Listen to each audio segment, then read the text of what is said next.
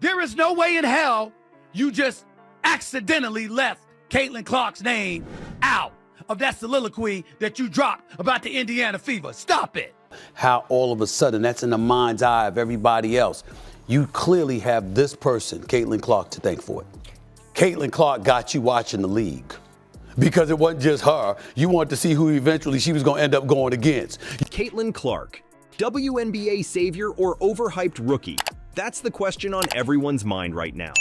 Some say she's the best thing to happen to women's basketball. Others, not so much. Let's break down why this debate is tearing the league apart. Clark's impact on the WNBA, it's like nothing we've ever seen. Her debut game was the most watched WNBA game in ESPN history. That's insane. We're talking numbers that make men's tournament games look small. Imagine this: arenas packed to the brim, TV ratings through the roof, all because of one rookie. But here's where it gets messy. Not everyone's cheering. Some people think Clark's getting way too much attention. Why? We'll get to that soon. But first, let's talk about how this college superstar became the WNBA's new face. And trust me, it wasn't all smooth sailing. That Caitlin Clark should have been on the team ahead of the 12 people selected ahead of her because of basketball. How all of a sudden that's in the mind's eye of everybody else. You clearly have this person, Caitlin Clark, to thank for it. The woman single-handedly carrying the WNBA to relevancy. You won't believe what happened next. From college phenom to WNBA rookie, Clark faced a challenge bigger than any buzzer beater. The league's physicality hit her like a freight train. How did she go from leading the league in turnovers to shattering records in just one season? Clark's transition to the pros wasn't the smooth ride many expected. Remember her debut game? It was like watching a different player. The WNBA's intense defense and physical play style threw her off her game. Suddenly, those long-range shots weren't falling, and her passes weren't finding their mark. Let's talk numbers for a second. Clark's shooting percentage? A measly 35.7%. That's a far cry from her college stats. And turnovers? She was leading the league. Not exactly the start fans were hoping for. It was clear the WNBA was a whole new ballgame. But here's where it gets interesting. Clark didn't crumble under the pressure. Nope, she did what great players do. She adapted. She started studying film, working on her strength, and adjusting her game. And boy, did it pay off. Imagine this. Clark goes from struggling rookie to breaking the WNBA's single-season assist record. That's right, in her first year. But wait, there's more. She became the first rookie in league history to rack up a triple-double. Talk about a comeback.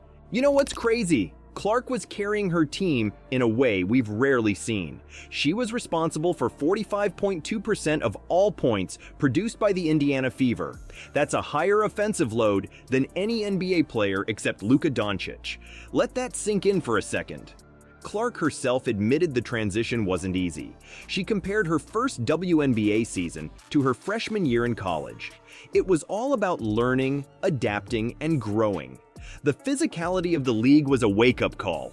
She knew she had to step up her defense and match the aggressive play of her opponents. But here's the thing. Clark didn't just adapt, she dominated. Her journey from college star to WNBA sensation wasn't just about breaking records. It was about proving she could hang with the best of the best. And hang she did. Clark's dominance on the court was just the beginning. Ever wonder how one player could transform an entire league?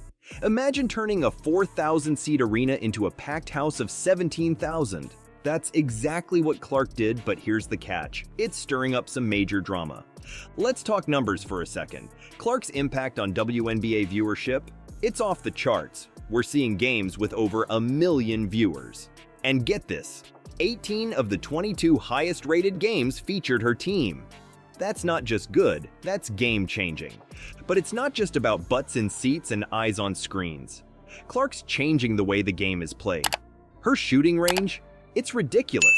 She's averaging shots from 28.1 feet out.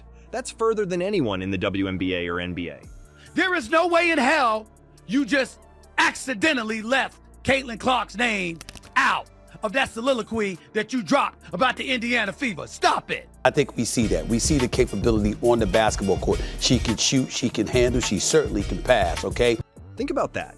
She's not just playing the game, she's expanding it. This isn't just about Clark, though. Her success is rippling through the entire WNBA. We're talking increased media coverage, bigger sponsorship deals, and a whole new level of attention for women's basketball. It's like Clark lit a fuse, and now the whole league is exploding.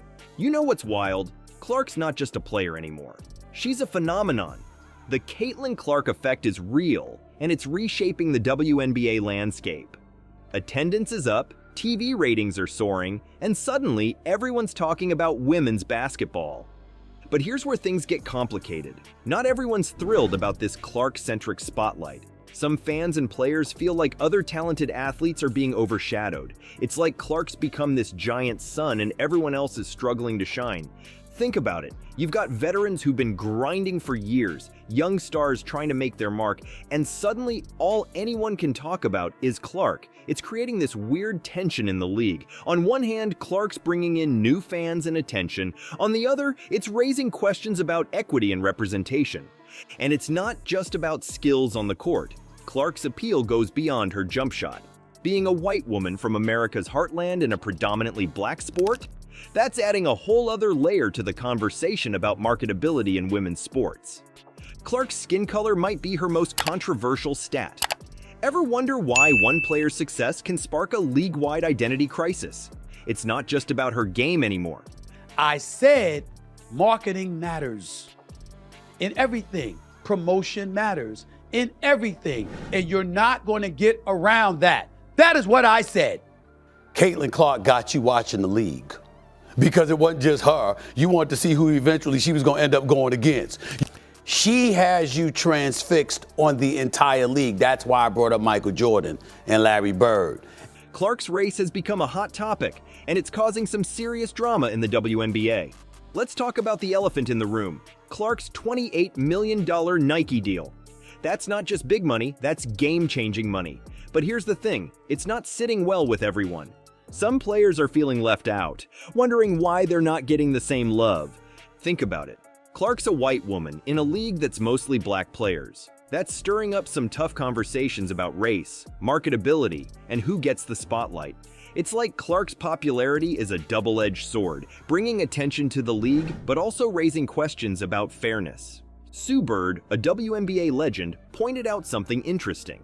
She compared women's basketball to women's soccer, noting how the demographics are different. It's got people wondering, does race play a role in who becomes the face of a sport? And it's not just talk. Paige Buchers, another rising star, called out the media for how they cover black players versus white players. She said black players dominate performance awards but get less coverage.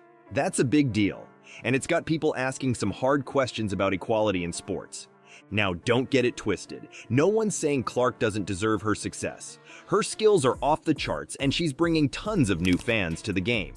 But her rise is also shining a light on some uncomfortable truths about sports and society. It's creating this weird tension in the league. On one side, you've got people celebrating Clark's impact. More viewers, more sponsors, more attention for women's basketball. That's all good, right? But on the other side, you've got players and fans worried about representation and equity. They're asking, what about the other stars who've been grinding for years? This isn't just about Clark. It's about the whole system. It's raising questions about how we value athletes, how we market sports, and who gets to be the face of a league. Clark's success is forcing everyone to take a hard look at these issues. So, what's next for the WNBA? Clark's changing the game, but she's also shaking things up off the court. It's like she's holding up a mirror to the league, and not everyone likes what they see. The big question is, can the WNBA use this moment to address these issues and come out stronger? So, what's next for women's basketball with Clark in the picture? It's like she's shaking up the whole WNBA. On one side, we've got record-breaking viewership and packed arenas. On the other, there's this big debate about race and who gets the spotlight. Clark's journey from struggling rookie to record breaker is pretty wild, but her $28 million Nike deal? That's stirring up some serious drama. It's got people asking tough questions about fairness and representation in the league. Here's the big question. Is Caitlin Clark the hero the WNBA needs, or is her story more complicated? She's bringing in new fans and attention, but some worry other talented players are getting overshadowed. What do you think? Is Clark changing the game for better or worse? Drop your thoughts in the comments below.